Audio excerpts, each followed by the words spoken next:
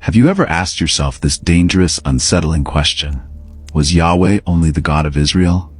Or could it be that his name, his power, and his worship were alive long before Israel even existed?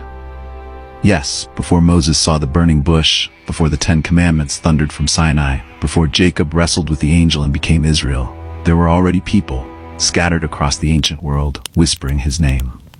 That thought alone should shake us, because if Yahweh's worship existed outside of Israel, then his story is far bigger, far more global, and far more inclusive than the narrow traditions we've been told. So let me ask you, who were these ancient men and women who called on Yahweh long before the covenant nation? Who taught them? And why would God reveal himself to people who weren't chosen? Today, we are about to uncover one of the most overlooked mysteries of Scripture, the worship of Yahweh before Israel. And what you discover in these next few moments might completely rewrite how you see the Bible, salvation history, and even your place in it. Before we go deeper into this revelation, pause and type 77 in the comments, a sign you're awake, watchful, and ready for God's truth. Now let's begin. To truly understand this mystery, we must begin with the question Moses himself dared to ask: who is Yahweh? In Exodus 3, Moses stands trembling before the burning bush, confronted by a divine presence that overwhelms him with both fear and awe. Unsure and desperate for clarity, he asks a simple but eternal question: what is your name? The answer thunders across time: I am who I am. With this declaration, God reveals himself not as a passing spirit, not as one God among many, but as existence itself, eternal, unshakable, beyond human categories. In the very next verse, God adds something more intimate. Say this to the people of Israel: Yahweh, the God of your ancestors, the God of Abraham, Isaac, and Jacob, has sent me to you. Notice carefully, Yahweh is not presented as a new name, nor as a new deity introduced for the first time. God identifies himself as the one already known to the ancestors. This means the burning bush moment was not the origin of Yahweh's name, but a divine reintroduction. The Hebrew name Yahweh, rooted in the verb to be, carries more than a label. It proclaims God as the one who was, who is, and who forever will be. And here lies the revelation. The worship of Yahweh did not begin with Moses. Long before the covenant at Sinai, before Israel was even a nation, Yahweh's name was known, spoken, and revered. The God of eternal being was already reaching out, already calling humanity into recognition of his presence. If Yahweh's name was not first revealed to Moses, then how far back does it go? To find the answer, we must travel all the way to the dawn of human history, to the book of Genesis. There, hidden in a single verse, lies a truth that often escapes casual readers.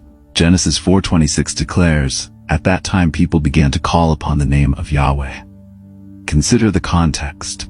This moment unfolds during the days of Enosh, the grandson of Adam and Eve. Just a few generations after Eden, when humanity was still young and fragile, the name of Yahweh was already on the lips of men and women.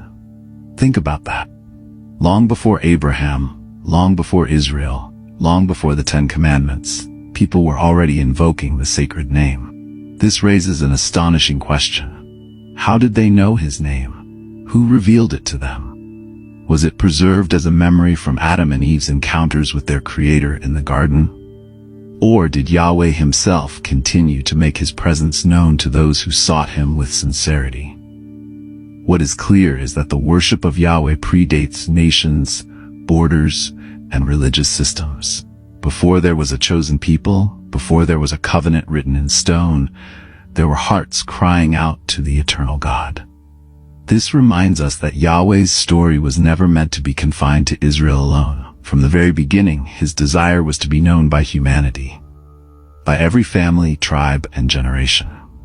Genesis 4 pulls back the curtain and reveals that the divine name was not a late invention, but an ancient reality, echoing across the ages from the dawn of time itself. When we arrive at the story of Abraham, the father of faith, we encounter another striking truth. Abraham did not stumble upon a new or unfamiliar deity. He was calling upon a name already known among his lineage. Genesis 12:8 tells us that when Abraham entered the land of Canaan, he built an altar to Yahweh and called on the name of Yahweh. Notice the detail. This was not the beginning of Yahweh's revelation, but the continuation of something older, something already present. Abraham's journey, therefore, was not about discovering a strange new God, but about responding to the one who had been quietly at work across generations. The very act of calling on the name reveals intimacy, recognition, and continuity. Abraham wasn't experimenting with an unfamiliar deity. He was invoking the sacred name passed down from those who came before. This reality opens up a powerful possibility. Even as humanity drifted into idolatry, even as cultures turned to false gods and images, there were always faithful individuals who preserved the memory of Yahweh. They carried his name like a hidden treasure through corrupted times, ensuring that the flame of true worship never died out completely. Abraham's call, then, was not merely a personal moment of revelation. It was the rekindling of an ancient fire. God's promise to him was built upon a foundation already laid by earlier worshippers. And this shows us something profound. Yahweh's presence was never limited to a single moment or a single nation. He had been there from the beginning, patiently guiding, waiting for hearts ready to respond.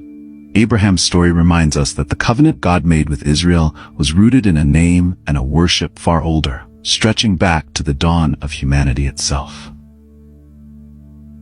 Among the many mysterious figures of Scripture, none captures the imagination quite like Melchizedek.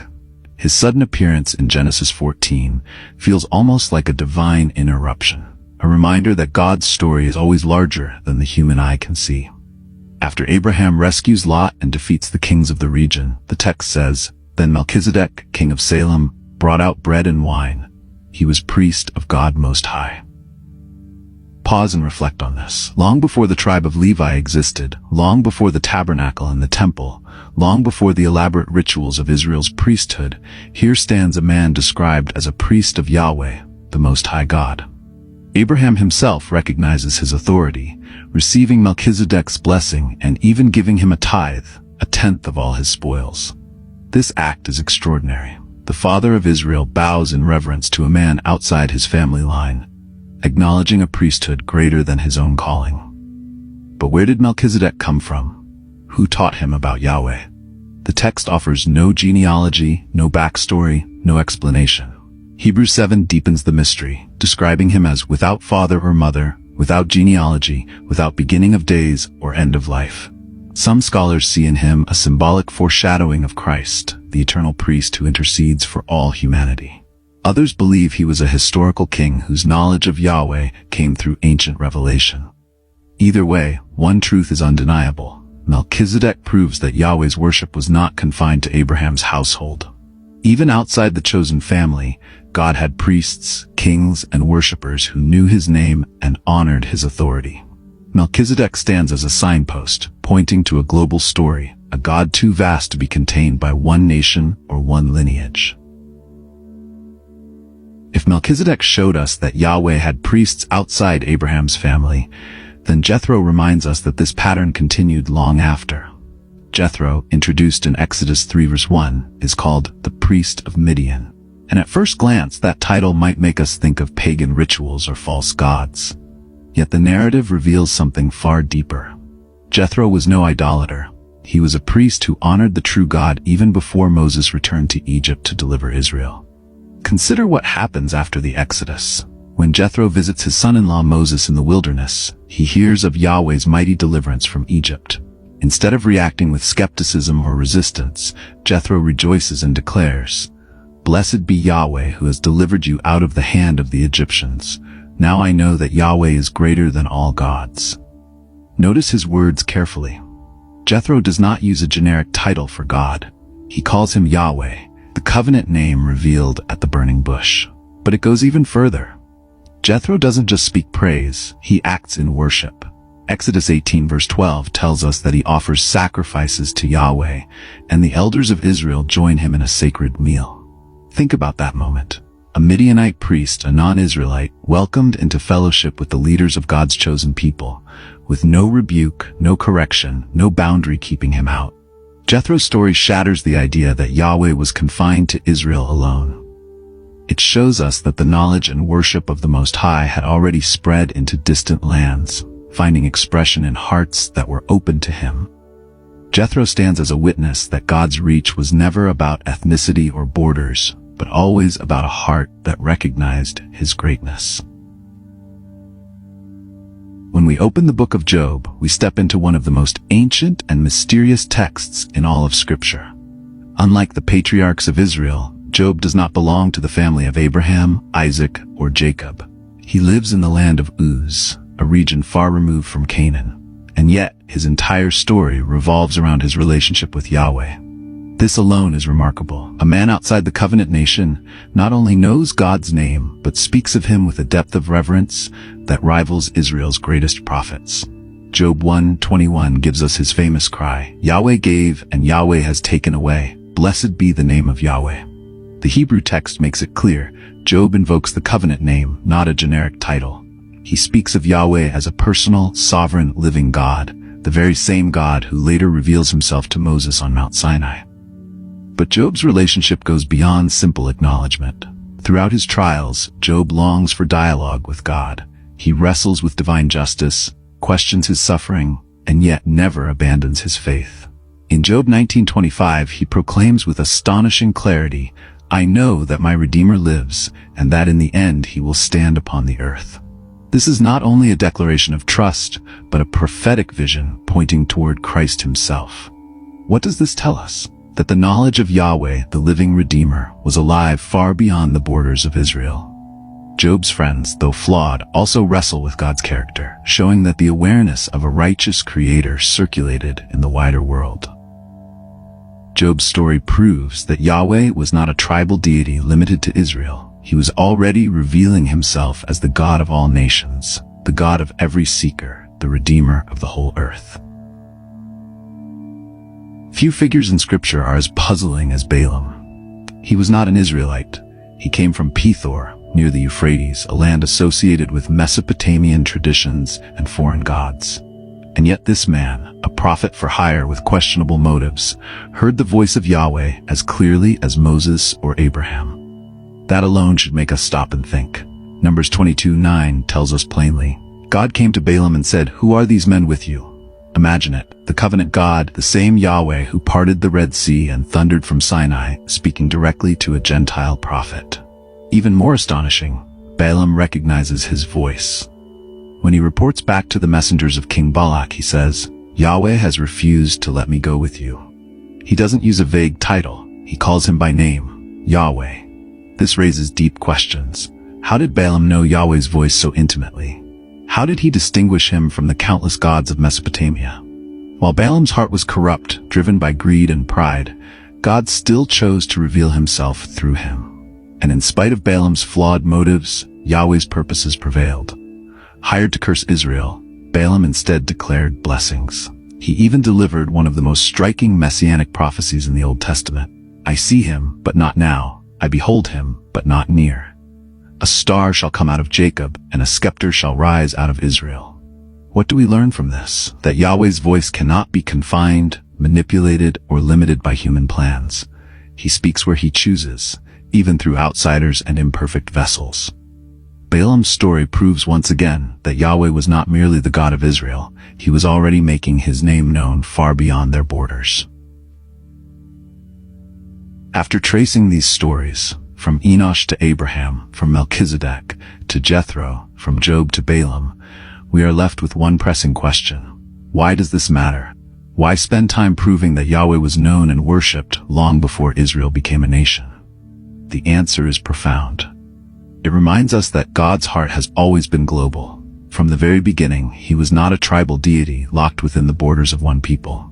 He was, and still is, the creator of all humanity. His desire was never to hide Himself from the nations, but to reveal His name to every seeker, in every generation, across every land. Think about what this means. It means that the story of salvation did not begin at Sinai, nor was it confined to the covenant with Israel. Those were powerful moments, yes, but they were part of a larger tapestry woven since the dawn of creation. The worship of Yahweh existed before the law, before the priesthood, even before Israel itself. That tells us something vital. God's plan was never about exclusion, but about inclusion. His love has always reached farther than the boundaries men build. This matters because it reshapes how we see ourselves. Maybe you felt like an outsider, as if you don't belong to the chosen. But the truth is that Yahweh has been calling outsiders since the beginning. He spoke to Job in Uz, to Jethro in Midian, to Balaam in Mesopotamia. And he still calls to people today, regardless of nation, culture, or background. The lesson is clear. Yahweh's story is bigger than Israel, bigger than history, bigger than us. It is the story of a God who longs to be known by every tribe, tongue, and nation, including you. When we pull all these threads together, one truth shines with dazzling clarity. Yahweh's heart has always been global. From the very first breath of creation, his desire was not for one tribe or one bloodline alone, but for all people to know his name. Psalm 113:3 proclaims, "From the rising of the sun to its setting, the name of Yahweh is to be praised." That means from east to west, from Africa to Asia, from the deserts of Arabia to the islands of the sea. His glory was meant to be recognized everywhere. Israel's covenant, powerful as it was, did not limit God's love. It revealed his strategy. Through one chosen people, he would make his name known to all peoples. Yet even before Israel's identity was fully formed, Yahweh was already sowing seeds in distant lands, raising up worshippers like Melchizedek, priests like Jethro, voices like Job, and even unlikely instruments like Balaam. These figures are not side notes. They are reminders that God has never been bound by human borders. This global heart of Yahweh finds its ultimate expression in Jesus, whose very name means Yahweh saves. In him, the doors fling wide open, for God so loved the world that he gave his only Son. Not one nation, not one culture, not one class, but the world. And so the story comes full circle. The God who was known in Uz, in Midian, in Salem, and in Canaan is the same God who calls to us today. His love has never been narrow. His reach has never been short. His heart has always been global. And that means his heart includes you. So what does all of this mean for us here and now? It means you don't have to be born into the right family, carry the right traditions, or stand inside the right walls to be seen by Yahweh. From the very beginning, he has been reaching beyond boundaries, calling Job out of Uz, welcoming Jethro from Midian, blessing Abraham through Melchizedek, and even speaking to Balaam in Mesopotamia. If he reached them, he can reach you. Maybe you felt like an outsider, as if God only works through others, but never through you. But hear this truth. Yahweh sees you. He has been pursuing you long before you even knew his name. Just as he whispered to those who lived before Israel, he whispers still to anyone willing to listen. Romans 10:13 declares, "Everyone who calls on the name of the Lord will be saved." That everyone includes you. No walls, no boundaries, no exclusions. The call is simple, but eternal. Will you respond? Will you be among those who hear his voice and say yes? The God who stretched his heart across the nations is still stretching his hand toward you today. Yahweh's story is not ancient history locked in dusty pages. It is living truth, still unfolding, still calling, still reaching for you. The same God who revealed himself to Enosh, to Abraham, to Job, to Jethro, even to Balaam, is the God who speaks to you today. His voice crosses centuries, nations, and generations, because his heart has always been for the whole world. And that includes you. So I leave you with this question. How will you respond? Will you call on his name in faith? Will you walk with him, even when the path feels uncertain? Will you let his story become your story? The invitation is here, and the choice is yours. If this message has opened your eyes or stirred something in your heart, I want to thank you for walking through this revelation with me.